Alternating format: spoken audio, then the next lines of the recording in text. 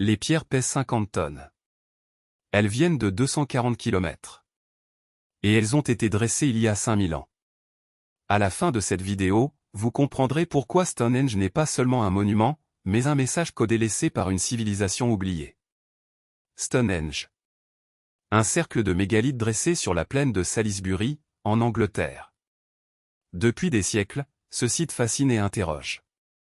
Selon la version officielle, il aurait été construit par des peuples néolithiques entre 3000 et 2000 avant notre ère, en plusieurs phases.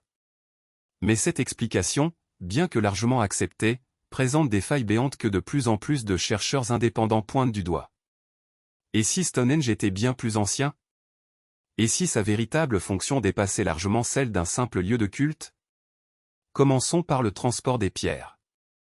Les plus massives, appelées sarcents, pèsent jusqu'à 50 tonnes. Selon les archéologues mainstream, elles auraient été extraites d'une carrière située à 32 km de là. Mais ce n'est pas tout. Les pierres bleues, plus petites mais tout de même lourdes, proviendraient des collines de Presely, au pays de Galles, soit 240 km plus au nord.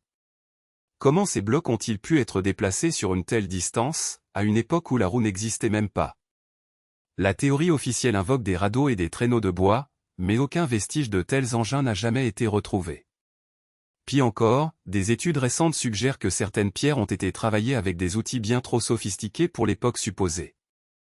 Et si Stonehenge avait été construit par une civilisation bien plus avancée qu'on ne le croit? C'est là qu'interviennent les théories alternatives. Des chercheurs comme le professeur d'astronomie Gerald Hawkins ont montré que Stonehenge fonctionnait comme un observatoire astronomique d'une précision étonnante. Les alignements avec les solstices, les phases lunaires, et même certains cycles planétaires sont trop parfaits pour être le fruit du hasard. D'autres, comme l'archéologue Graham Phillips, avancent que le site a été construit bien avant la période officielle, peut-être même avant la dernière ère glaciaire. Des datations au carbone 14 contestées par des méthodes alternatives donneraient des résultats allant jusqu'à 10 000 ans avant notre ère. Et ce n'est pas tout, des similitudes troublantes avec d'autres sites mégalithiques, comme les lignes de Nazca au Pérou ou les pyramides d'Égypte, suggèrent l'existence d'un savoir partagé à l'échelle planétaire. Un savoir que l'histoire officielle refuse d'envisager. Mais pourquoi ces théories sont-elles ignorées? Parce qu'elles remettent en cause tout le récit de l'évolution humaine.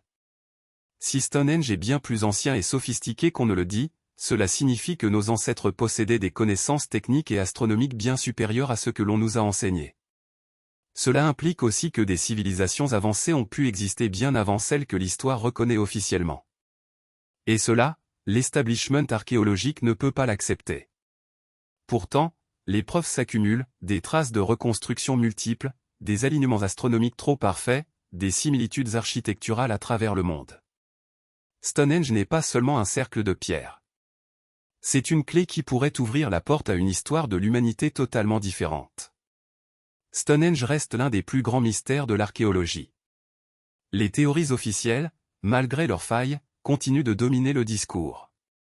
Mais les chercheurs indépendants, armés de nouvelles méthodes et d'un regard neuf, remettent en cause ce récit.